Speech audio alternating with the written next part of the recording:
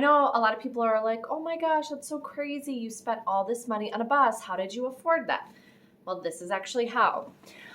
In some ways, I'm actually pretty disappointed that I do have to make this video with just talking to you, because I did record some things, but making all these YouTube videos, I've ran out of space on my phone and I've deleted a few things, and I think some of this footage accidentally got deleted. So I am a little bit sad, but the first thing we did was we went to the bank, and Ben had some savings bonds from when he was a child that took 30 years to mature. And now that we're in our 30s, he was able to finally cash them in, and that did help a long way. So thanks, parents and grandparents, for giving those to Ben when he was younger. I'm sure you didn't think he would buy a bus with them. While we were at the bank, we did have a 5-gallon bucket of change that we had been saving for a couple years now. I want to say probably about 2 years. Just we never ever spend change on things. It's like, I don't know, a little cheat way we save money. We just take the coins from our purse and we put it into a bucket. It actually started when I was waitressing, and we would try to have competitions to see who would have the most change. And we ended up with like one ice cream bucket ends up being about $700, and we had about half of this 5-gallon bucket full, and we had actually a couple thousand to get us started. And another thing that ended up happening was we got our taxes back, and it just happened to be at the right time. So we also got a couple $1,000s from our taxes. So one way that I recommend if you're trying to save money is sell old hobbies. Remember that you're not necessarily the same person you were. Ben sold his fish aquarium, and he had a beautiful fish aquarium at one time. It was a great hobby and a fun science experiment that he had. But now that we're traveling, he doesn't have the time for it anymore, and it just wasn't the right space or time for that hobby anymore. And now we're on to traveling and fixing up a bus.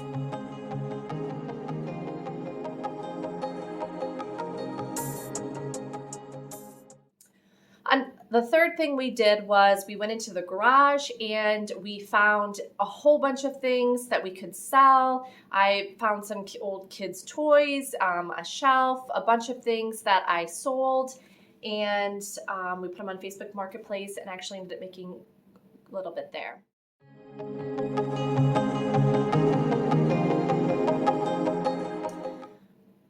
The next thing we did was Ben has taken old wires from different job sites that he has worked on, things people were throwing out.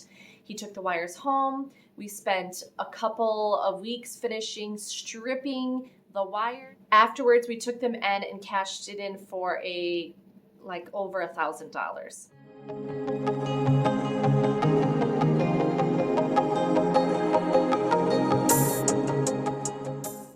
The last thing that came into place was something Ben had bought in 2013, and it's kind of a fun story, so I will have him explain it here. Coors Light, if I remember right. 2 cases of Coors Light, and what did you get? The Gearbox. In 2013. Yes. And it's been sitting in our garage ever since. Right? And then you sold it. Yes. We can't see you. Looks like I got sunburned today. And how much did you sell it for with the labor? Like $7,000, right? Yep. $7,000. All you had to do is store something for 9 years. It probably would have been cheaper to rent the garage, or would have made more money renting the garage. Right?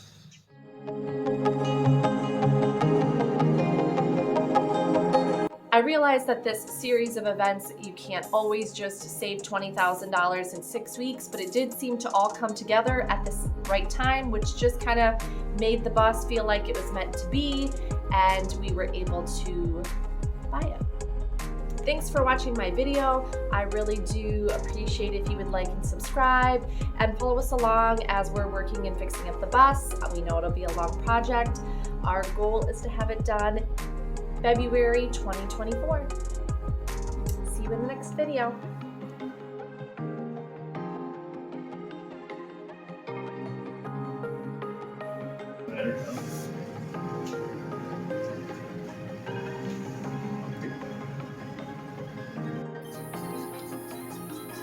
Only a little more. See, look how smart I am. Are you also getting rid of the fish? Yep, everything. Even the tanks? Love bus fun.